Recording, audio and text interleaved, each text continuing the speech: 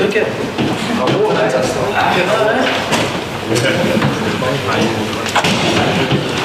Alright, good evening everyone, and welcome to the post-fight press conference. another chair around there again.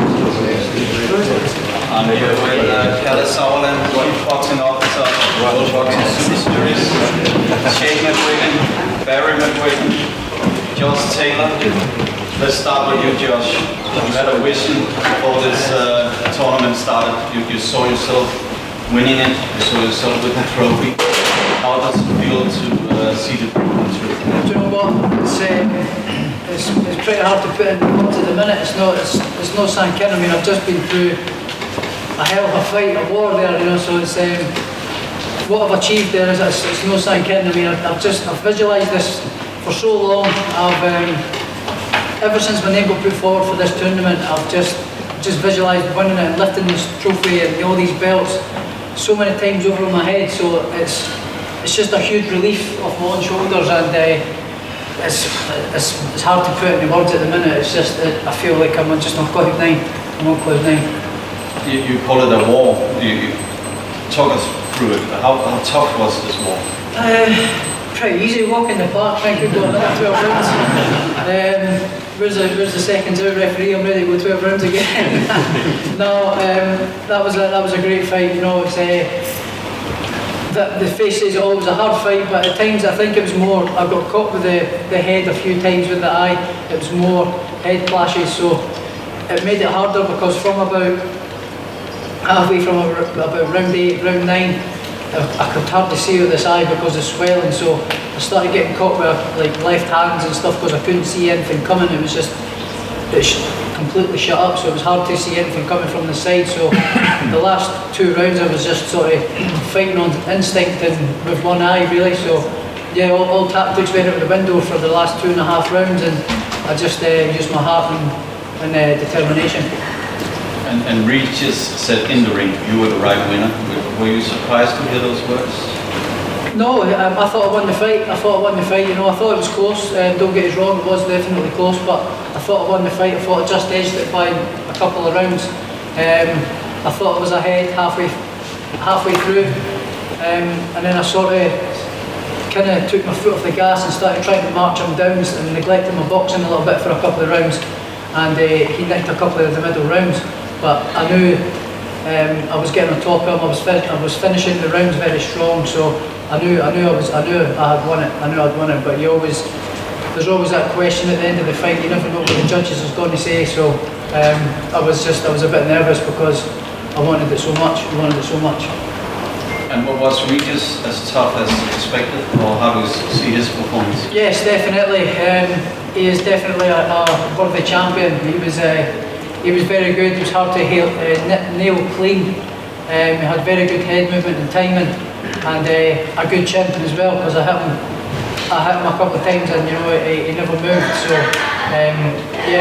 worthy champion and great opponent. He definitely lived up to his reputation, his power. He definitely had heavy hands as well. So all respect to Regis, and I wish him all the best and a safe journey back home to America. Thanks, Josh. Kalle, how did you see this fight? I think we saw what the World Boxing Super Series sets out to do, is to deliver the best against the best, and once again we've seen an absolute milestone. A fight, not only a great fight, but a great fight on such a level. Start with Regis. I mean, he had a very quick start, and in winning, I think, 3 of the first 4. He was quick out the blocks, in and out. He made Josh a little bit too much box what he wanted, how he wanted him to box in the first 3-4 rounds. Incredible head movement from Prograis, I've got to say. I saw that tonight. He stepped up that level in opponent, and he really came out right. That head movement from Regis was spectacular. I think Josh then came very strong into the fight and absolutely took the wind out of the sails. Especially the hooks, the left and the right hook landed very, very cleanly, very often. The punches that were landing a lot to the body on Josh.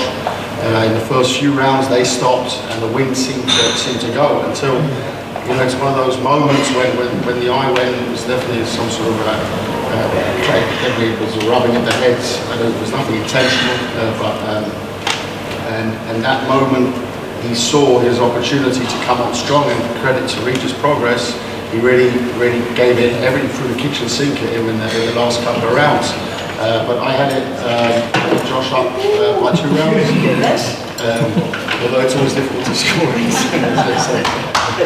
And you know, it's just a pleasure to be involved with. You know, it's so many great fights we've seen out the series, and tonight he's got another one. I think it's going to go down in the history books. This fight, it's really is something special, and I think Regis Prograis will come back very strongly. But the best super lightweight in the world, like I said before, first season, Alexander Usyk, Callum Smith, and now we know the best super lightweight on the planet, bar none, no questions asked, is Josh. Yes. That's what we seek to do. That's what the Ali Trophy is. We're not trying to be another belt or something, we just seek clarity in the sport, and then that's what this represents.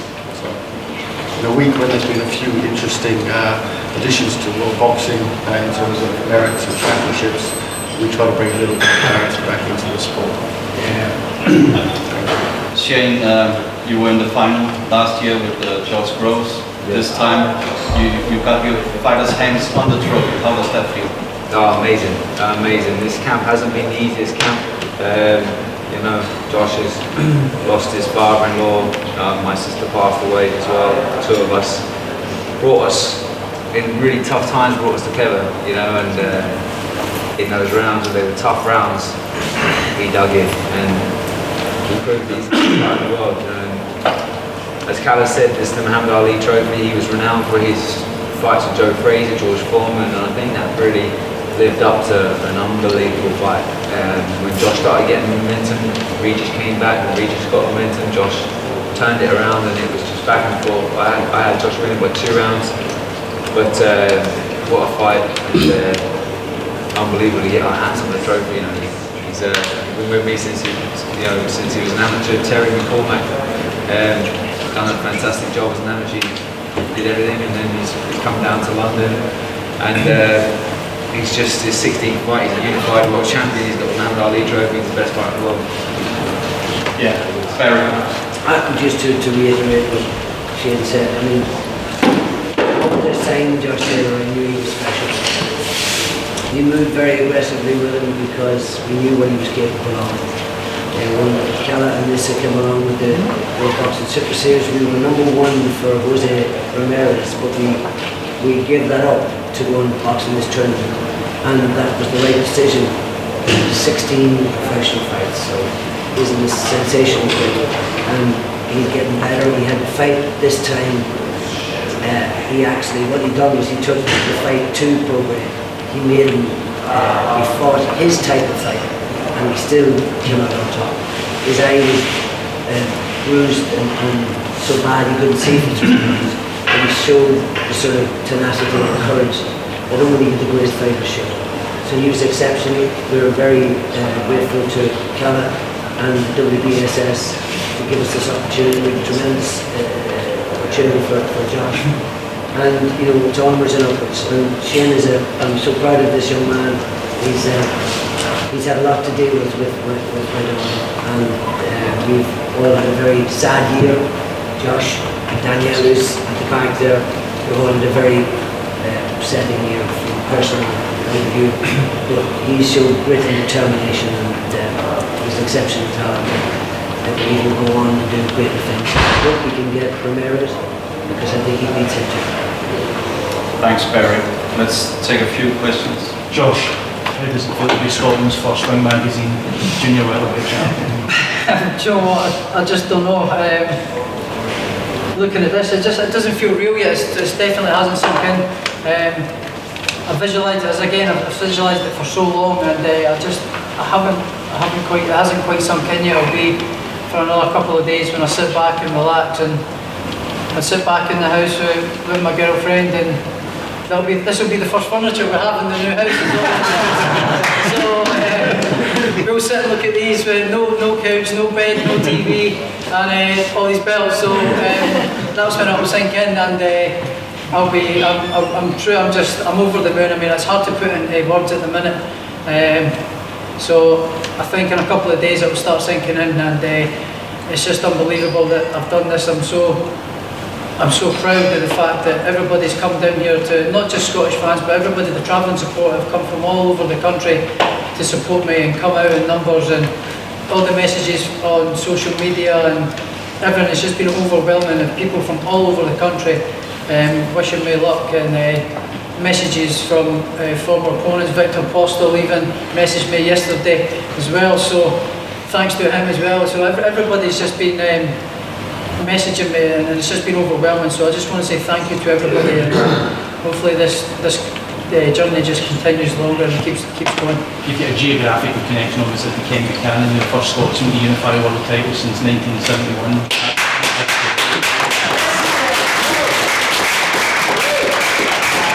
The history important. I mean, and that's almost half a century since then. It's unbelievable. I mean, it's unbelievable. I can't wait to actually get back and go and see Kenny. I've not seen him for a wee while. He comes into my amateur gym often, a lot of the time. He comes into the gym, Lock End. So it'll be good to go back and see him and give him the belts and say, look, I've done this for you, here we go, I'm just like you, champ. Make sure to take the ring one and send me a picture. I will do. I'll see him. Congratulations, guys. I can't believe it. I'm so happy. I'm so happy at the minute. Congratulations, man. Thank you. Josh, how anxious were you when the results were out? Do you know, I was nervous because you just don't know what the judges are going to say or how they scored it. I thought that I had won it by maybe 2 rounds, maybe 2 or 3 rounds. I thought I was slightly ahead, but you never know, and because there was so much at stake, I was slightly nervous. So when they said from the Fight Pride of Scotland, it was just the house came crashing down on me. It was just a huge relief, and just overwhelmed with emotion. It's just that I can't believe it. I'm so proud of myself. I can't believe I've done it. I'm so happy. I'm so happy, and happy to all my team and everybody that's believed in me from the start. I never believed I would do this so quickly, and I've only been pro about 4 years, just done 4 years, and unified champion. It's unbelievable. It's unbelievable. Josh, congrats on the victory. You know, Ricky Hatton is the last person from the UK who was the guy at 140 pounds, and this certainly looked like a starting performance. How big of a start do you think you could be going forward after this victory? Well, hopefully now I get the recognition that I think I deserve. You know, everybody's sort of said I've been under the radar, which I kind of like. I'm not a show pony. I don't act up for the cameras and everything like that. So I kind of like being under the radar and doing my own thing. But I think this is just going to take my profile to the next level, and I think everybody will start getting behind me now, and I feel hopefully if I get this Ramirez fight and it's in abroad or in America, I'll take a travelling army, and it's going to be good. So yeah, hopefully I get some kind of support of what Hatton did, and that would just be unbelievable. Yeah, we've seen guys like Ricky Hatton, Jim Kazagi, now Fury really try to make their mark in the US, but we see a lot of them start later on. Do you want to try to go over there now and really build that profile? Because Regis Prograis courses in America, and this I had a lot of interest there. Yeah, I think already I had a little bit of American interest early on in my career. I had 3 fights in America already on big undercards, on Carl Frampton's undercard. So I had exposure to the American fans already. But I think now, after defeating Regis Prograis, a big name in America, everybody will sort of get the back of me now, and hopefully I'll have a good support in America now as well. So how big is that fight with Jose Ramirez, especially if it's in the US next year for the Undisputed Championship? I think it's massive, and I actually look forward to it, and do you know what, I don't mind travelling to America and doing it, and taking the support with me, but I'd love it to be in Scotland. I'd love it to be at Edinburgh Castle or Easter Road in my hometown football club. I'd love it to be either there or the castle. That would be just an iconic scene. You need the magic of the weather. Yeah, it's the only thing, you never know if we're going to get the weather or not. So maybe a beautiful Scottish summer's day pouring down with rain. But you're also confident that, like Ricky Hatton, that you can be the guy that brings over the fans in droves? Yeah, I think now after that fight and after that performance, I think everybody's going to get the back of me now, and I just hope this journey continues and everybody gets at the back of me and supports me, and hopefully I can have that kind of support Ricky did, yeah. To make it more special, Josh, I mean, you've beaten 3 unbeaten fighters in this tournament, even Costa on there, undefeated. It's not like you've had an easy road to get here. It's been... No, I definitely haven't had it easy. I've took the hard fights and I've fought the champions and ex-champions, and I've proved that I'm the best. I now believe, and hopefully everybody else knows now, stops doubting me and saying it's too soon or I'm going to get chinned and this and all that, all the negativity. I've now proved I'm the best in the world, and now I can go and take an army with me wherever I go and take over this division and be the true number 1. Right. On that point, I think his last 4 opponents were 96 and 1, 94 and 1 or something. So Leo Snatcher. That's another one bites the dust. Let's take a final question. Barry, question for you. You know, especially if Joshua loses in December, do you think Josh is the kind of guy that can really take over as the star in the UK? Yeah.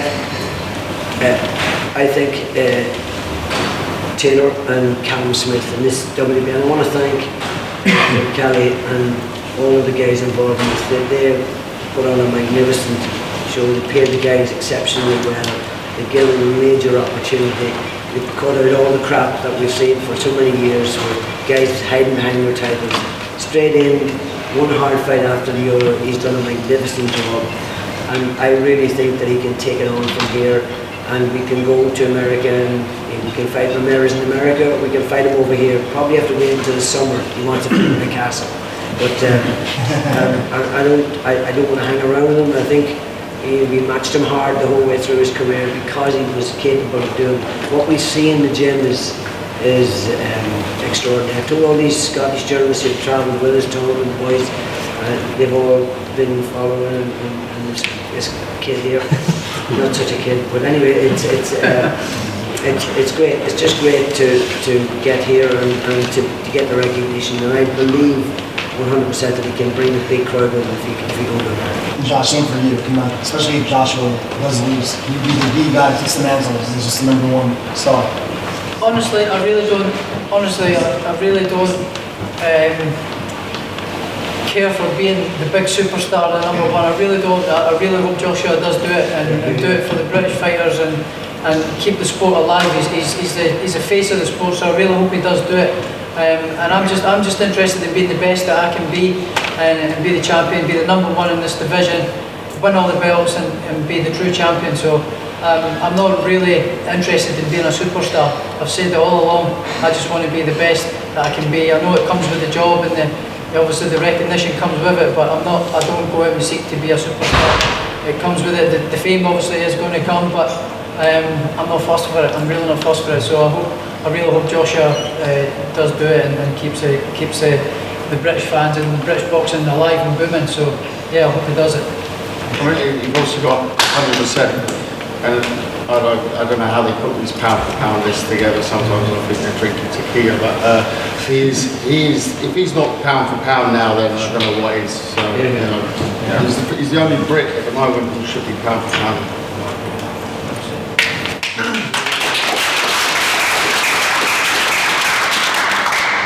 On that note, thank you, Barry, Shane, Josh Taylor, the superstar, and